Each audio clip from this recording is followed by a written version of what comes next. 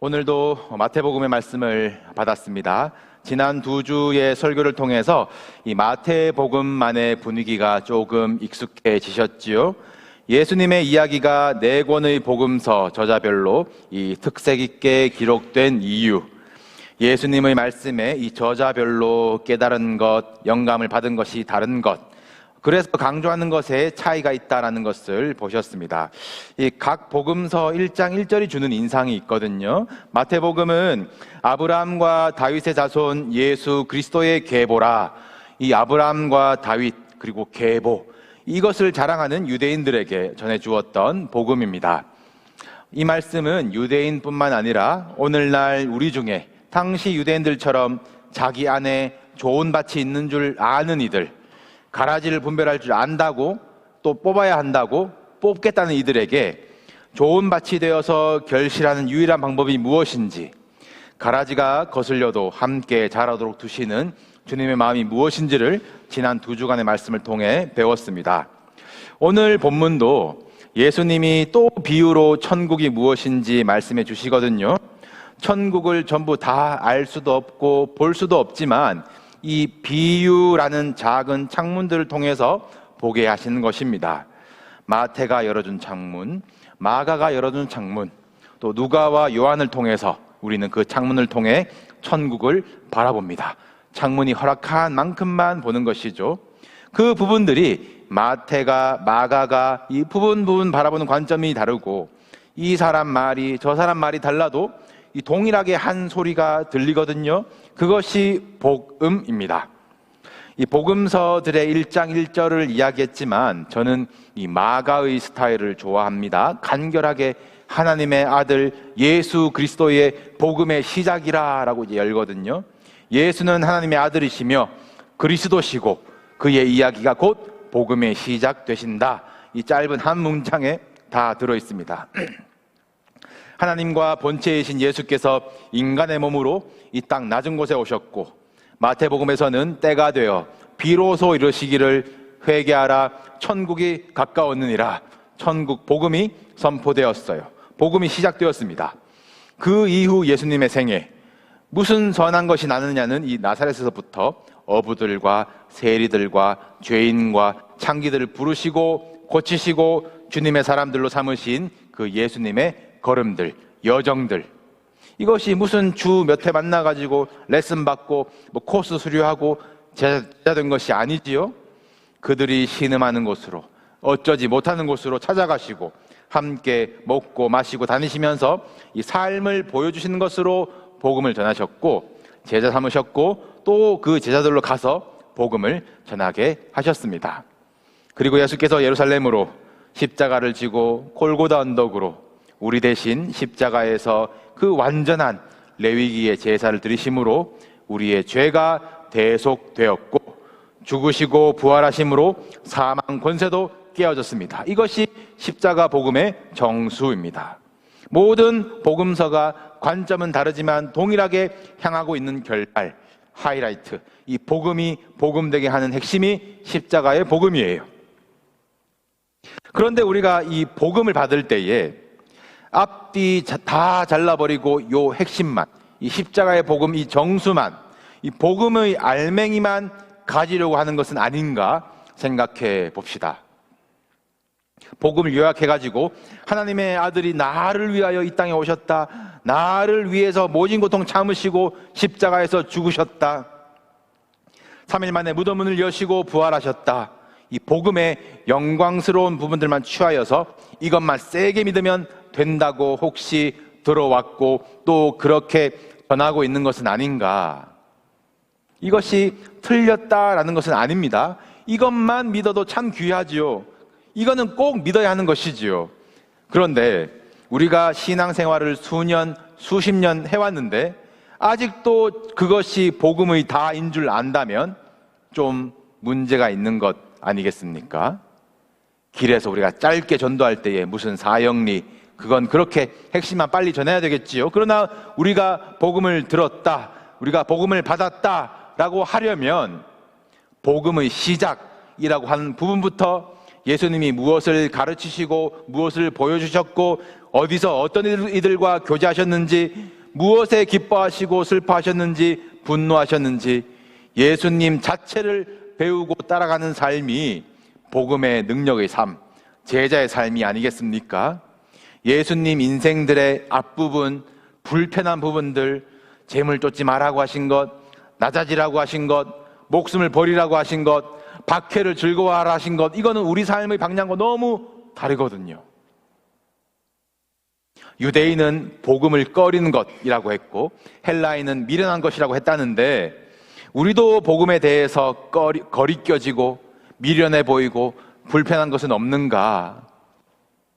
그냥 우리의 삶과는 반대로 내 죄에 대한 사면증으로 사망시에 생명열차 티켓 정도로만, 유사시에 보험 정도로만 나는 십자가의 복음을 받았다 믿고 있는 것은 아닌지, 여러분이 가진 복음은 무엇인지, 예수님이 여러분에게 말씀하시고 여러분을 위해서 하신 일, 어디서부터 어디까지가 여러분에게 기쁜 소식으로 들리는지 점검해 보시기를 바랍니다. 복음, 그 미련한 것이, 그 불편한 것이 이 구원을 받는 우리에게 하나님의 능력으로 경험되시기를, 삶으로 복음을 살아내시기를 주님의 이름으로 축복합니다. 사실 오늘 설교의 결론이 먼저 앞에 나온 것인데요, 예수님이 전하신 천국 복음이 얼마나 미련하고 볼품없고 불편한 것인지 비유로 말씀하신 것이 오늘 본문의 겨자씨와 누룩의 비유입니다. 이 비유는 우리가 그간 쉽게 이해해 온 것이 성장 제일주의의 관점에서 결과가 아주 좋을 것이다라는 어떤 낙관주의에서, 교회의 부흥과 성장의 관점에서 어떤 작은 것에서 이 폭발력 있는 성장을 비유하는 것을 읽어온 본문이기도 합니다. 거듭 말씀드리지만 비유의 정확한 풀이는 비유의 주인만이 하실 수가 있겠지요. 복음의 이 폭발력과 복음의 성장력 당연히 있습니다. 오래된 이 이해를 제가 부정하거나 꺾는 것이 아니라, 오늘 이 비유라는 이 창문을 이렇게도 보고 저렇게도 보고 또 유대인이라는 마태복음의 이해 발판을 놓고 올라가서 보면 조금 더 새로운 시야가 눈에 들어오지 않을까, 그렇게 받으시면 좋겠어요. 오늘 보면 내년에 설교하면 또 다른 풀이 할지도 모릅니다. 이 볼 때마다 새로운 말씀이 이 참 성경을 대하는 기쁨이지요. 지난주 가라지 비유를 바닷가에서 말씀하시고 또 다른 말씀들을 하신 후에 집에 따로 들어가셔서 가라지 비유를 풀어주신 것 기억하십니까? 오늘 이 겨자씨와 누룩 비유는 아직 그 바닷가에 계실 때에 집에 들어가시기 전에 하신 말씀입니다. 그러니까 이 비유를 듣는 1차 회중들은 갈릴리의 유대인들이고 또 마태복음이라는 이 책을 받은 이들도 유대인 공동체로 보거든요. 그래서 오늘도 유대인들의 입장에서 특별히 그들의 삶에 매여 있었던 그 수고하고 무거운 짐이었던 율법, 이 율법을 배경으로 구약을 왔다 갔다 하면서 비유를 한번 풀어봅시다. 예수님께서 바닷가에서 그 해변에서 배에 앉으셔서 또 비유로 예수님을 쫓아온 큰 무리들에게 천국이 무엇인지 말씀하십니다. 31점 화면 띄워주시고요. 천국은 마치 사람이 자기 밭에 갖다 심은 겨자씨 한 알 같으니. 천국은 무엇이다, 이 정의되는 부분은 나중에 보시고, 지금 사람이 무엇을 하고 있습니까? 자기 밭에 갖다가 심었대요. 씨 뿌리는 사람처럼 뿌린 것은 아닌 것 같습니다. 왜냐하면 얼마나 심습니까? 겨자씨 하나를 심어요. 이 겨자는 잡초입니다. 그냥 알아서 자생하는 이 길에 널린 풀이에요. 가라지 비유에서는 가라지를 그냥 두라고 하시더니 이번에는 아예 겨자씨 하나를 이 심는 사람이 이해가 되지 않습니다. 더욱이 율법대로 사는 사람들에게는 이게 너무 불편해요. 레위기 19장을 보시면 너희는 거룩하라 라고 명령하시면서 율법을 주시는데, 레위기 19장 19절을 열어주시겠습니까? 화면 있습니다. 제가 읽겠습니다. 너희는 내 규례를 지킬지어다. 네 가축을 다른 종류와 교미시키지 말며 네 밭에 두 종자를 섞어 뿌리지 말며 두 재료로 직조한 옷을 입지 말지며. 이것은 하나님이 주신 명령이거든요. 이 두 종자를 섞어 뿌리는 것을 하지 말라고 하나님께서 하신 말씀, 이것이 너희는 거룩하라라고 주신 명령에 포함된 아주 중요한 명령입니다. 그런데 자기 밭에 겨자씨를 한 알 뿌려요. 한 알 심어요. 차라리 겨자씨를 잔뜩 뿌려가지고 겨자씨 밭을 만들던가. 지금 이 겨자씨 한 알 때문에 손해가 많습니다. 다른 건 못 뿌려요. 거슬려요. 불편해요.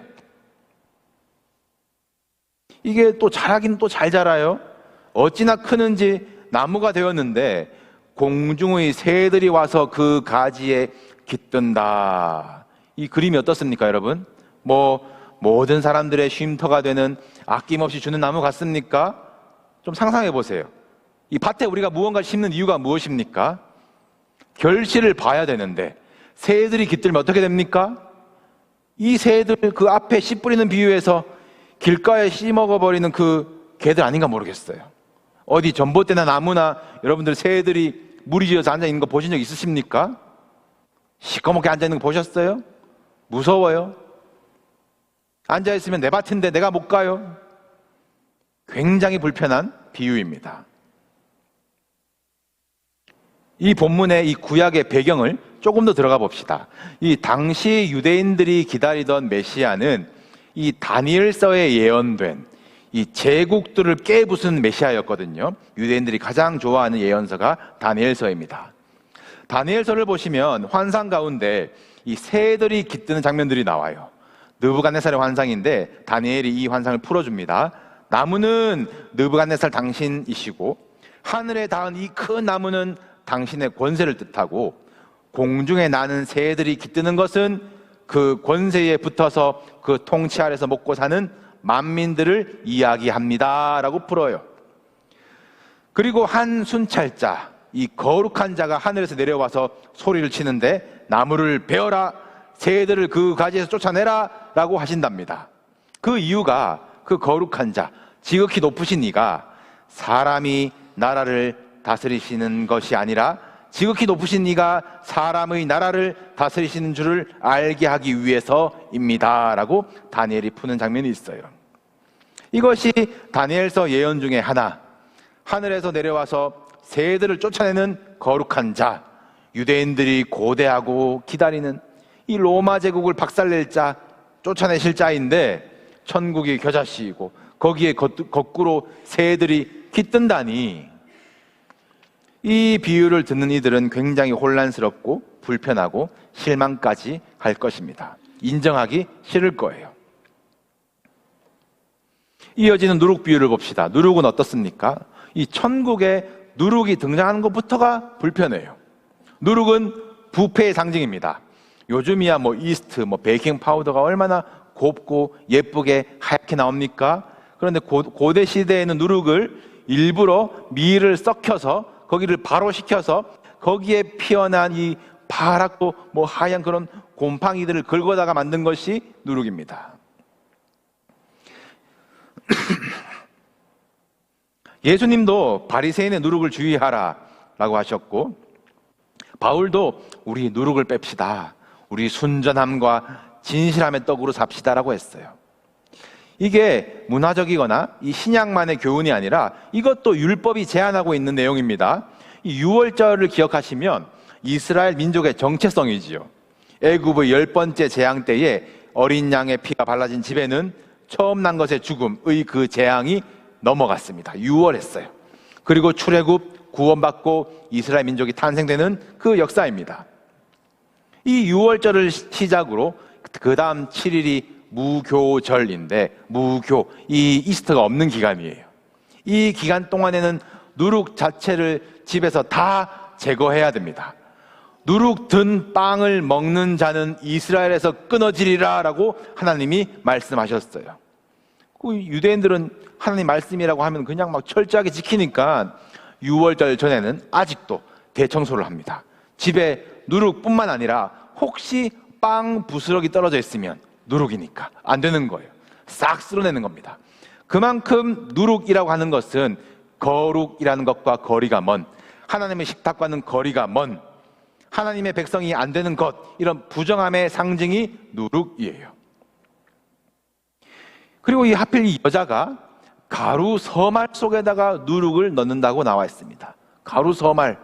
이 유대인들은 이거 레시피 보고 딱 떠올렸을 거예요. 이거 우리의 자랑스러운 조상 아브라함이 세 사람으로 나타나신 하나님과 함께 식사할 때에 사라에게 주문한 레시피인데, 사라 여보, 당신 가서 가루 서말에다가 서말로 곡식을 찧어서 떡을 만들어 오시오. 그 하나님을 대접한 식사인데 거기다가 누룩을 넣다니 불편하다, 불편해. 이것이 이 비유를 듣는 이들의 반응이었을 것입니다. 어떻습니까? 우리가 이 겨자씨와 누룩의 비유를 그저 시작은 미약했는데 끝은 장대할, 우리가 좋아하는 그런 성장과 발전으로만 편하게 들었던 것과는 또 다른 뭔가 불편함을 공감해 보시면 좋겠습니다. 예수님이 이 비유를 왜 말씀하셨을까요? 이것을 듣고 있던 유대인들 중에서 마침내 종말에 도래할 그 천국의 위대함, 이 확장성, 이 폭발력에 대해서 기대 안 한 사람이 누가 있겠습니까? 예수님이 지금은 작지만 나중엔 크게 될 거야 라고 천국을 설명 안 하셔도 이미 예언된 천국은, 기대하는 천국은 이미 위대하고 거대하고 압도적인 하나님의 나라입니다. 이걸 의심하는 유대인들 없어요. 이 비유를 쉽게 대하고 있는 우리들 중에도 우리가 지금은 연약하지만 최종적인 승리와 통치가 천국의 임함과 함께 있을 것이야 믿는다는 사람 치고 이거 의심한 사람들은 없을 것입니다. 우리가 갈 천국이 어떻다고 생각하십니까? 안 좋은 거 빼고 다 좋은 것이 천국이잖아요.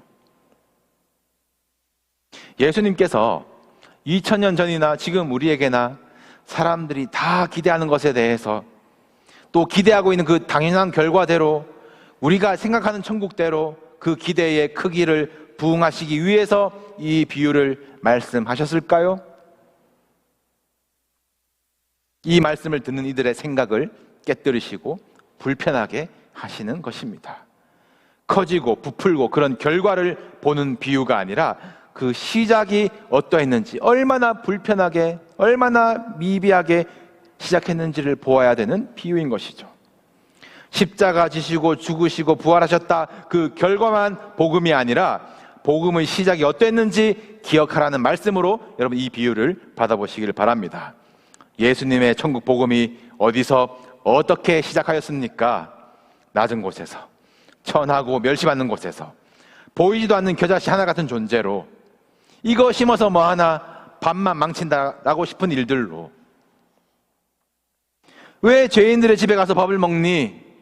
왜 안식일에 그걸 하니? 왜 사마리아로 지나가니? 왜 조직을 안 만드니? 왜 능력 하나 안 보여주고 십자가를 그냥 지고 있니? 우리는 이해할 수 없는 일들, 너무 불편한 일들, 우리의 편견을 깨뜨리는 일들로 걸어가신 복음의 길입니다. 죽음 이후의 구원뿐만 아니라 죄와 사망의 법 아래 살고 있던 우리들에게 생명의 법을 주시고 그것을 따라 살라고 주신 삶의 구원이고, 나를 따라오러 가신 그 제자의 길, 우리의 살아있는 삶의 복음이에요. 그 생명의 법이 통하는 곳이 주님 통치하시는 나라입니다. 우리가 이미 이 땅에서 누릴 수 있는 천국이고, 그 다음 그 부르심에 나를 따라오라고 순종한 자들이 이 다음 비유해 보실 천국의 제자된 서기관 아니겠습니까? 천국 소속이 되는 것이에요. 여러분, 복음은 유대인들에게 꺼리는 것이라고 했습니다. 유대인들이 하나님을 몰라서, 종교심이 없어서, 제사를 못 드려서 꺼렸을까요? 자기 생각에, 자기 율법 기준에 기대하는 천국이 다르니까 빛이 어둠에 비치되 어둠이 깨닫지 못하고, 왕이 자기 땅에 오셨는데 자기 백성이 영접하지 아니하는 것입니다. 여러분, 복음 없이 신앙생활하는 것 가능합니다. 너무 무서운 말이죠. 또 열심히도 할 수 있어요, 복음 없이.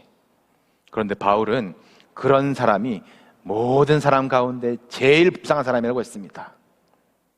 여러분, 복음을 배우십시오. 여러분, 복음으로 사십시오. 복음의 끝, 복음의 최종, 복음의 결말은 분명한 것이고, 우리가 놓치지 말아야 될 것이 이 복음의 시작을 기억하는 것. 미미하고 보잘것없으며 거리끼고 미련한 곳을 시작하는 천국을 기억하시길 바랍니다. 여러분이 복음으로 살기에 꺼리도록 만드는 것이 무엇입니까? 내가 이야 이거 천국이다 라고 말하는 것에 예수님이 있으십니까? 진정 예수님이 왕이시고 주인이시고 우리의 삶에는 그 왕의 말이 힘이 있습니까? 주가 통치하고 계십니까? 아니면 본성에 따라 내가 하나님과 같이 되어서 내가 다스리고 내가 통치하고 내가 기대하는 내 나라를 살고 계십니까? 여러분, 천국은 심겨진 겨자씨 한 알이래요. 미미하여 잘 보이지도 않는데 이제 아예 그냥 땅에 처박혀 버리는 존재. 누룩이랍니다. 곰팡이같이 살다가 가루의 반죽이 되어버려서 없어진 존재. 고운 모양도 없고 풍채도 없고 우리가 보기에 흠모할 만한 아름다운 것이 없도다. 예수 그리스도에 대한 이사야의 예언입니다. 모양이나 크기에 달린 천국이 아니요 생명에 달린 천국입니다. 우리가 가진 것, 우리가 올라선 것에 달린 우리 인생이 꽃길이 아니에요. 생사화복의 주인이신 하나님께서 우리의 의의 길이 된 줄로 믿습니다. 우리 인생의 끝, 심판대 앞에서 붙들어야 될 것이 이 복음 분명하지만 여러분의 인생을 그까지 이끌어가는 힘도 복음의 능력이 되시기를 축복합니다. 우리 복음의 시작을 기억합시다. 내가 잊지 말아야 할 곳에 심으시는 것, 반죽이 되도록 맞고 굴러서 흔적도 없이 사라지게 하시는 것, 거기서 천국이 꼽힙니다. 썩어진 것 같으나 싹이 나게 하시고 사라진 것 같으나 모락모락 부풀어 오르게 하세요.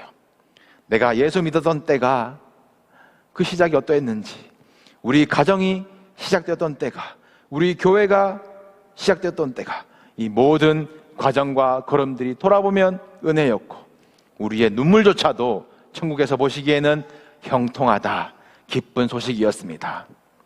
겨자씨 같아서 주님의 밭에 심을 수 없는 우리에게, 누룩같이 썩어져가던 우리에게 예수 생명을 부어주시고 하나님은 천국을 위해서 사용하기를 원하고 계십니다.